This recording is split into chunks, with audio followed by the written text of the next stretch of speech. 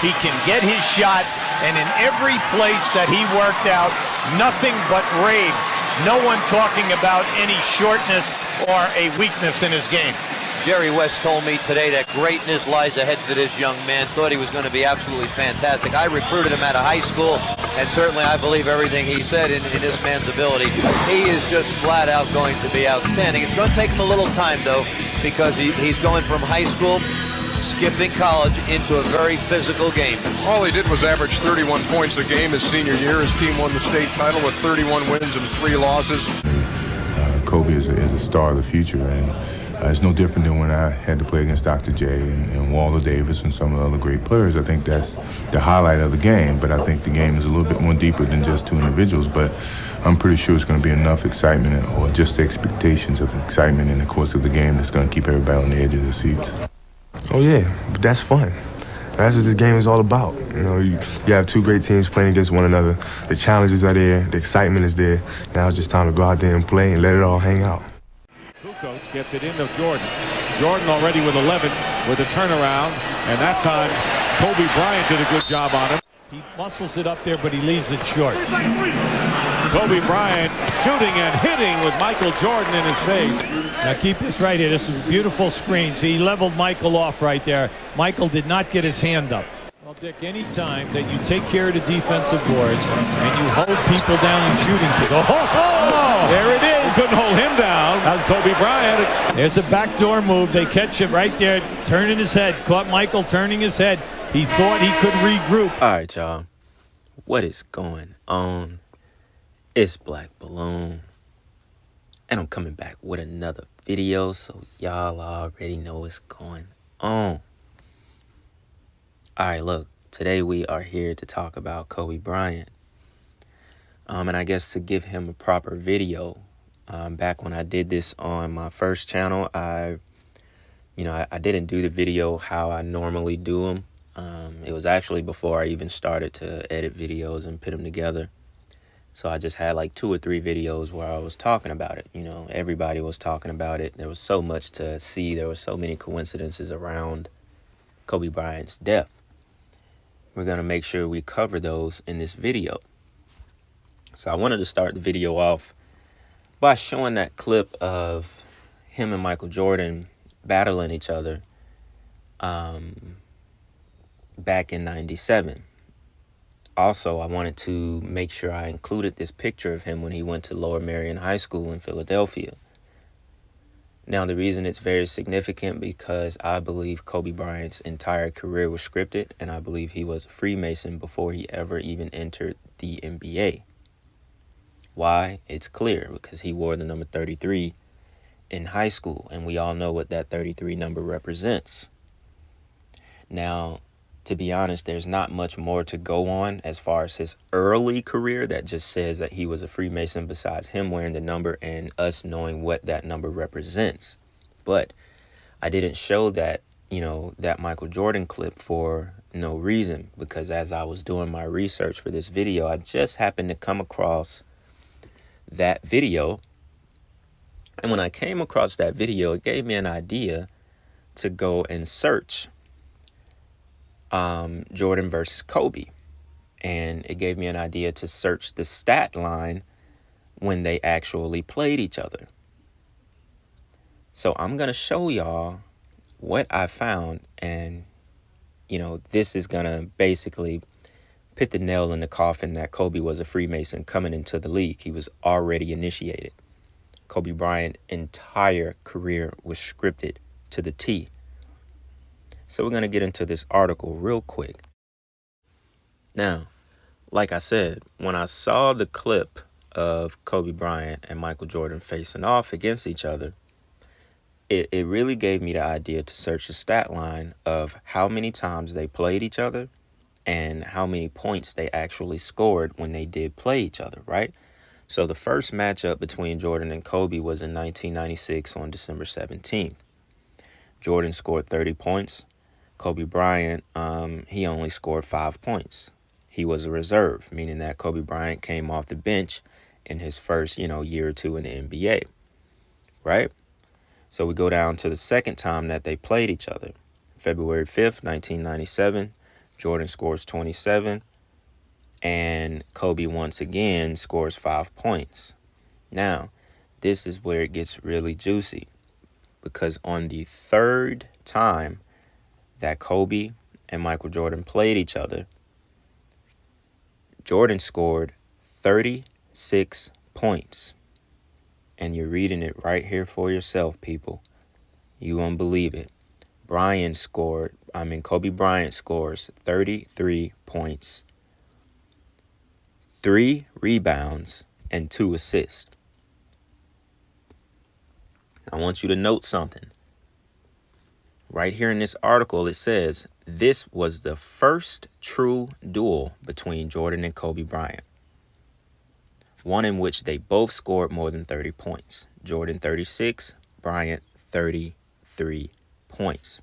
So I thought this was basically the nail in the coffin as to Kobe Bryant already being initiated from the jump. I'm talking about in high school.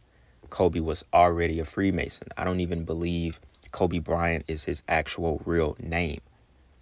I think everything about Kobe Bryant was a character that he played here in the U.S. Everything. I think everything was scripted to the T, which is why there was so many coincidences around his death. Now, I can't make this up. Literally, the third time that they played each other, the third time, Kobe Bryant, out of nowhere, scores 33 points coming off the bench. Now, we go back to the first 2 times that him and Jordan played each other. He only scored 5 points both times. Now, I'm talking about him and Jordan. Now, of course, in between all of these games, he scored more points coming off the bench. I think the game before he scored 33, he scored like 20-something points. So I'm not saying he wasn't, actually scoring, and this is just completely out of nowhere. But for him and Jordan to face each other on their first true duel, which was the third time they played each other, he just so happens to score 33 points. And Jordan also just happens to score 36 points.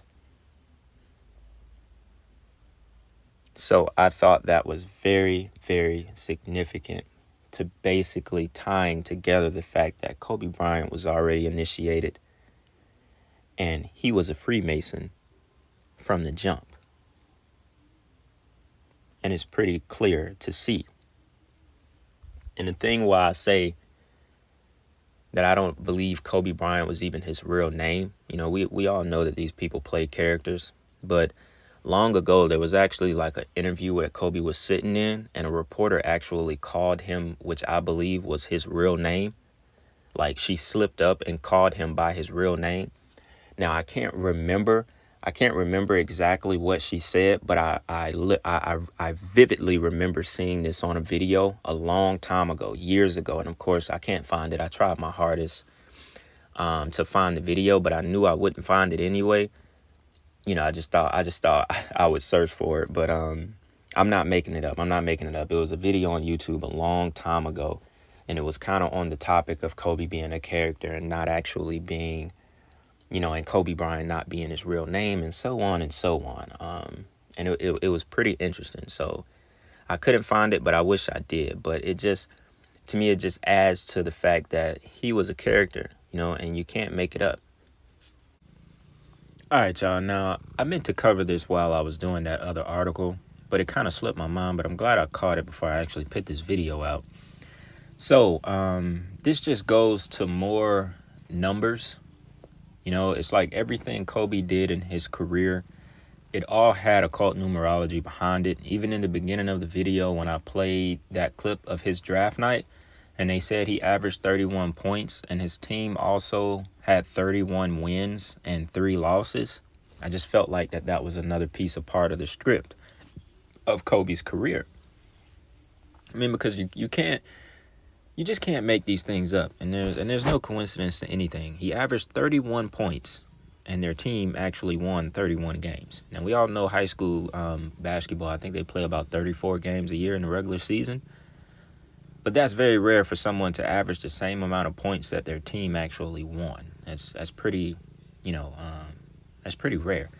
So, but anyway, when we fast forward all the way to 2006 when Kobe scored 81 points, as many of you are reading on the screen as I'm talking. So it says, on this day in history, January 22nd of 2006, in Kobe's 666th game, Kobe Bryant had his Salvador Dali masterpiece, if that's how you say that. This is from an article, but never mind that. A masterpiece so difficult to create, it's even difficult to do in video games, which that's kind of true, but not really true, because I could definitely score 81 with my player in 2K. But anyway, not even in my dreams, Bryant said, after scoring a career-high 81 points, which would have been exactly 66% of his team's total points that game against the Toronto Raptors. That was something that just happened. It's tough to explain. It's just one of those things. It really hasn't, set in for me. It's about the W. That's why I turned it on. It turned into something special. To sit here and say I grasped what happened, that would be lying. So you know what that sounds like to me? That sounds like a little bit of help.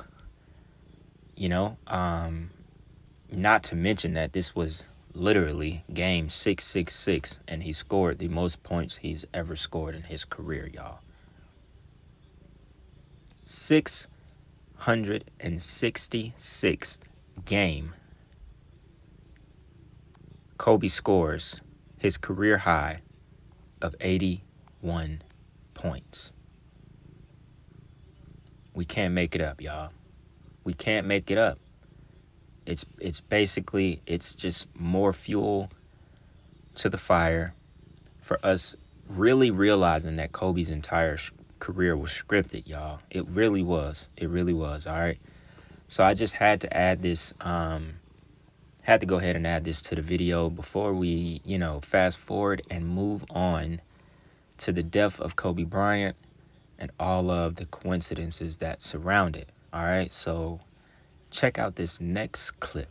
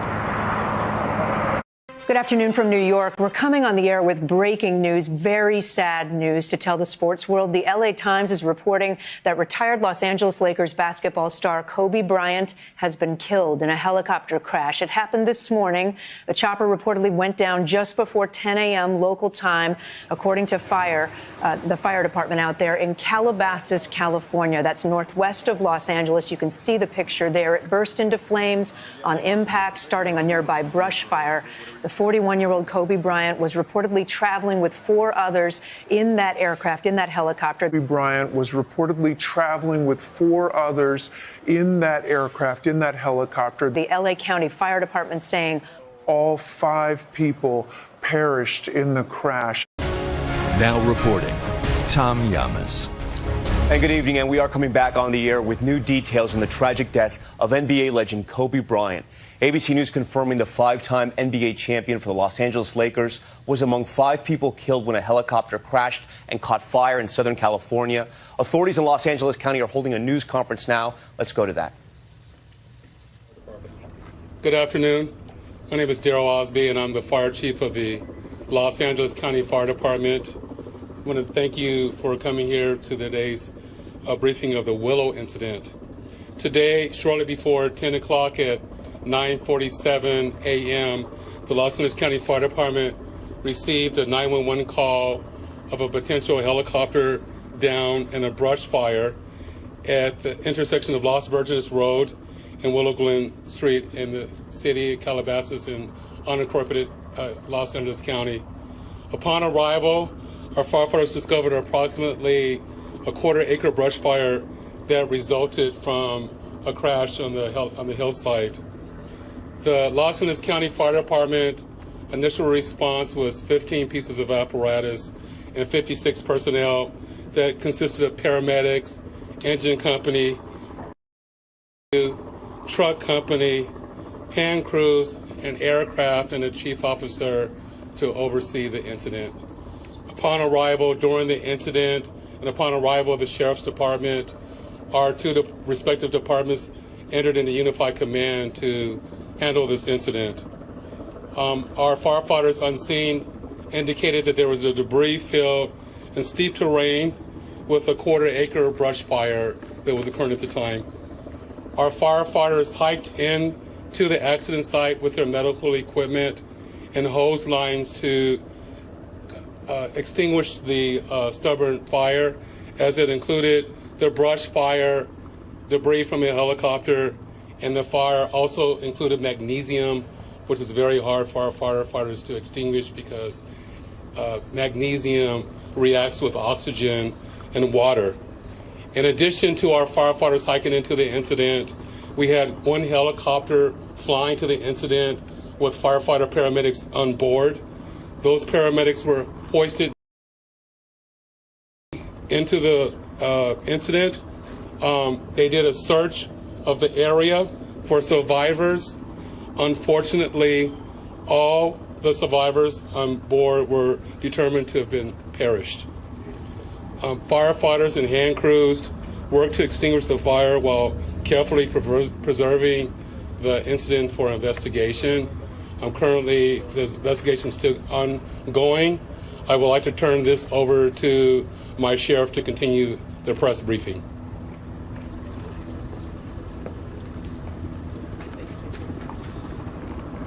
Thank you, Chief Osby. Personnel from Los Angeles Sheriff's Station responded to the scene of the crash site and fire department, and we've established a containment area, and now our Aero Bureau has a handle on traffic or aircraft accidents. However, when there's a fatality, then it switches to the National Transportation Safety Bureau, the NTSB, and the Federal Aviation Administration, the FAA. FAA is already on scene and assisting. We're waiting the arrival of the coroner's office to assist in the recovery of the remains. As the chief indicated, there were no survivors. We have a manifest that indicates that there was 9 people on board the aircraft. We have a manifest that indicates that there was 9 people on board the aircraft. All right, y'all. Now, y'all already know how I feel about these news clips when they come out with all kind of numbers of how many people actually died. Every single time they do this, it's just it's like a tell-all sign that, this is a ritual.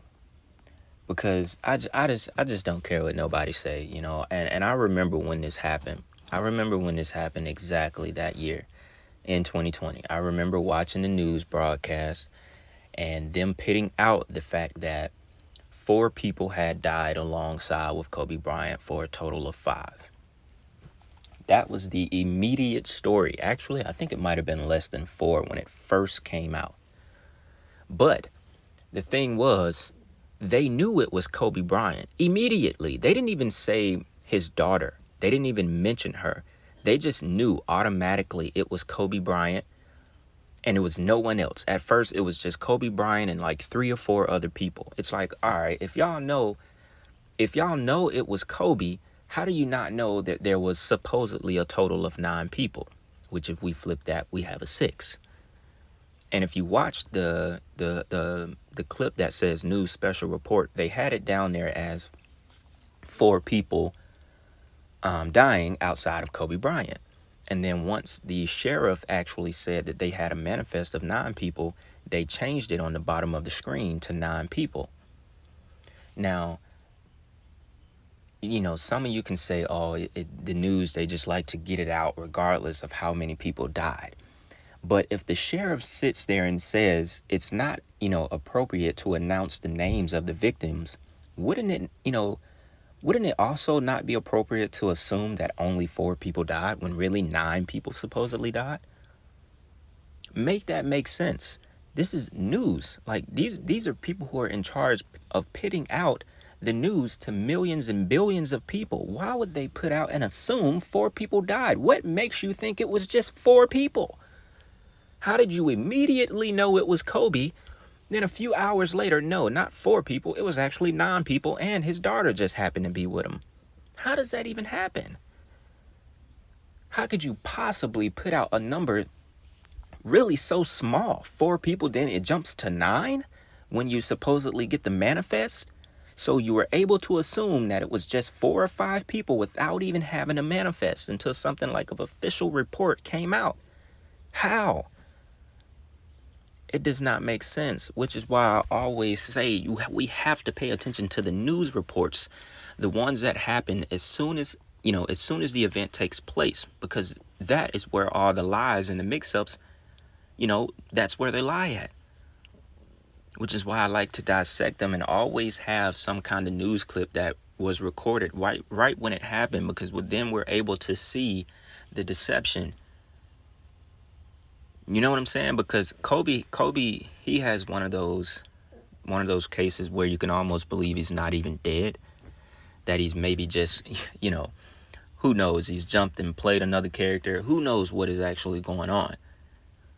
Because there's so many coincidences around his death, and, so many things that predicted his death. It just kind of, it kind of makes you feel like that he's not even dead.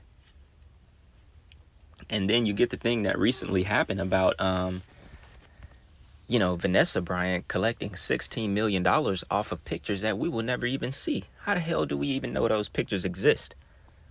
Was that even real? How do we even know? And then it just so happened to be on the 24th, which was Kobe's number, obviously. 8/24, it was basically on Kobe Day. Is that even real? That just seems like more to the ritual 2 years later. She got awarded $16 million off of pictures we will never even see. Not saying that people want to see, dead bodies from a helicopter crash, supposedly, but how are we supposed to believe that? We ain't seen the pictures. So, please, y'all got to help this make sense to me, because I just don't understand how they could put out 4 people died in the crash, and then later on it's 9 people. And then in the beginning, they didn't even mention his daughter. If y'all remember when this happened, they did not mention his daughter when they first reported the news. But they knew it was Kobe, though. Then on top of that, they had the entire world sad. I remember going to Walmart that day. You could just feel the energy. It's like everyone knew he died. The entire world. SportsCenter was on all day that day. They had the top broadcasters on SportsCenter talking about his death. Like all day. And their moods were the worst. Like it was just so, the vibration, the frequency was so low that day. Like they really did a great job at harvesting the energy off of his supposed death. And it may have not even been real. But they gathered so much energy. They harnessed so much energy from the people that day. This was one very powerful ritual, people. And we have to understand that we are giving ourselves to these people when we participate, when we watch, when we think, we get to feeling sad. That's why most of the time, bro, I don't even let this get to me emotionally, because we don't even know what is actually going on, y'all.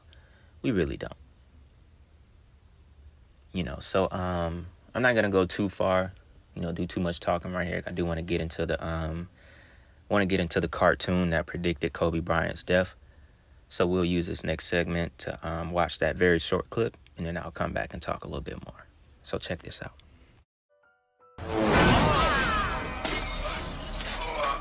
Oh, shit! It's Kobe Bryant! Help me. Just pass me the trophies, and we'll pull you out. Pass. These were Shaq's in.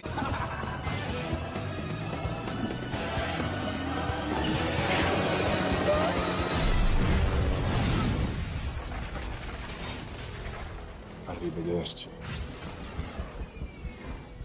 So I shoot it in. All right, y'all. Now I'm going to come in and wrap this video up, and we're going to visit just the final few points that pretty much, it pretty much sums up everything about Kobe Bryant's death and how this was completely scripted and how it was all planned. Now, the cartoon and the commercial alone is enough evidence to just show someone, anyone that is aware of this kind of stuff that goes on in the industry and in the sports world, just all across the entertainment industry. I think the cartoon alone is enough to show and really not even have to say anything. Because, honestly, I don't even know what to say. It's obviously this is 2 years old. We all knew about the cartoon when it went viral, and it immediately went viral after he died, which I find that odd as well. Although we know the internet finds everything, but that cartoon literally went viral, I think, the day that he died, and then this tweet started popping up as well. And in the cartoon, obviously he crashes, his rings pop out, basically show you that he actually died, and that was his legacy. And then they made a little joke at the end by saying, don't worry, those were actually Shaq's rings anyway. So this stuff, it doesn't get right in your face any more than that. And that cartoon was from 2017. Basically just predictive programming. They're not going to put it in a very, very popular cartoon because then it becomes obvious. It's just like with The Simpsons and how much they've actually predicted over time. And I think they even predicted Trump becoming president. So we know, we have to understand that they use these shows, they use entertainment for predictive programming. It's really not, it's not hard to understand nor get. This is why they do this kind of stuff. Y'all already know it's a part of the Luciferian doctrine to show you something before they actually do it. So this is why we almost, I can't even really sit here and tell y'all that Kobe is dead. Me having the mind that I have, I just can't confidently say Kobe Bryant is dead.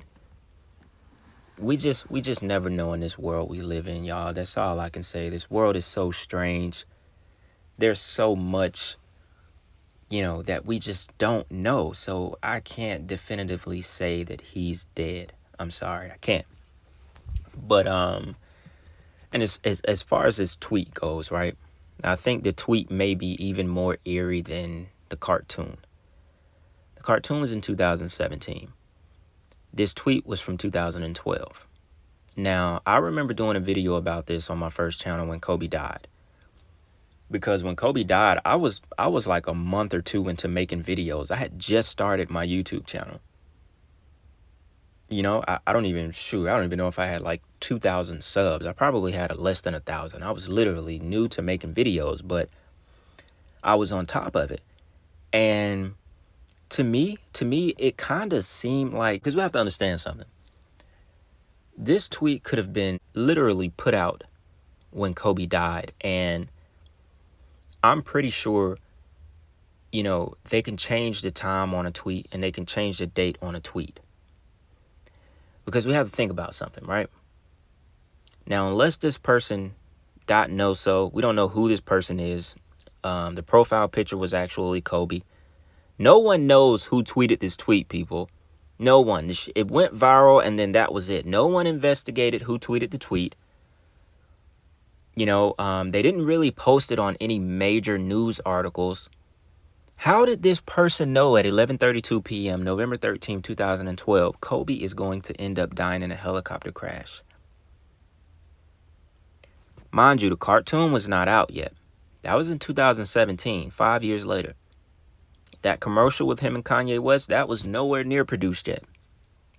What in the world gave this person the idea that Kobe was going to die in a helicopter crash, people? So we almost have to think about the fact that this tweet could have been completely fabricated. Then, who found the tweet? Who found it? Who in the hell knew to search .noso, this random on Twitter, this random handle? Who decided to search it? Who found it? I don't think y'all understand what I'm trying to tell y'all. But anyway, we have to go back and think about this. All right, Kobe died in 2020, 2 years ago. Would have been 8 years after this tweet. So, unless this person was like left this tweet on their page, like this was the last tweet of that Twitter account, then it may be like, okay, cool. All right, let's just say the person kept tweeting. They had an active Twitter account for the next 8 years after they tweeted this tweet. Someone would have had to go all the way down his tweets. Could have been 20,000 tweets. You know how much people tweet? Someone would have had to search this person's profile. Literally go all the way back 8 years of tweets to find this shit, y'all. Who found the tweet? Who found it? How did it go viral? Bro, y'all have to think about this. It was 8 years later. Literally, like this, the person would have had to tweet this and then not tweet a damn thing. They would have just had to leave their account alone for the next 8 years. And then it still wouldn't make sense on how someone found it. We're talking about 8 years, people. And think about that numerology in itself. That's Kobe's number. 8 years. Number 8. It took 8 years.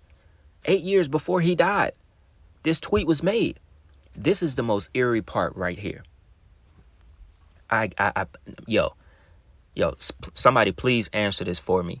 How did they find the tweet? How? If I'm not mistaken, you can't search tweets on Twitter. At least not in 2012, you couldn't.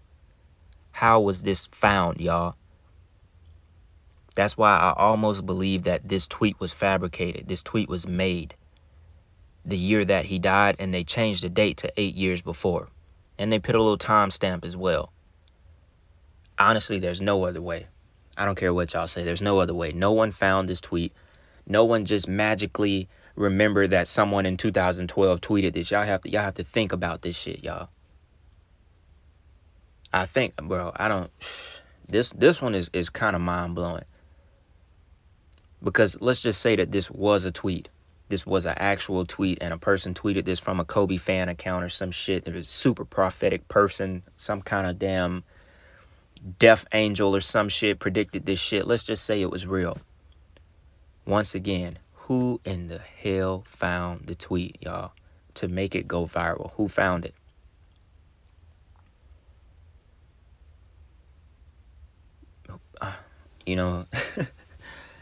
I don't know, man. Honestly, I don't even have anything else to say. We're just going to move on to this last part of this video. I'll let y'all hit me in the comments about that tweet. I don't have anything else to say about that tweet. So I think the last thing here that we have to cover is LeBron James. And I guess the role that he might have played in this entire Kobe Bryant thing. Now, when we think about, the bigger picture as far as a sacrifice, Kobe Bryant definitely could have been a sacrifice for the LA Lakers, for the 20 years that he put in as a Laker, for everything that he did for the organization. He could have been a sacrifice for them getting the next king, which is LeBron James, considered to be the top 2 greatest players of all time, right along with Michael Jordan. So Kobe Bryant could have very well been a sacrifice for that reason. And also we have to remember that the LA Lakers won the finals. They won the championship the same year that Kobe died. So there's plenty around him dying that could say that this was actually a sacrifice for the LA Lakers' entire organization. Or it could have just been something that, they want us to actually feel like that because they know we're going to hit them. They know we're going to come with he was sacrificed for LeBron. He was sacrificed for the Lakers. it could be something where they want us to actually think that, but really they just took Kobe Bryant off the scene. His role here in the States as a NBA legend was over, because you got to remember, this video started as him being a initiated Freemason. He came into the league as a Freemason, y'all. So this could have been his, like, you know, rite of passage. This could have been his next initiated, you know, state to just move on. His character, his time here is done. He did 20 years in the league. He scored 60 points on his last game. And not to mention, LeBron James passed him for third all time in points scored, literally the night before he died.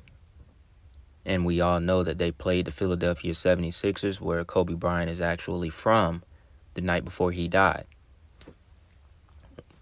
In this last tweet, he said, continuing to move the game forward at King James. Much respect, my brother.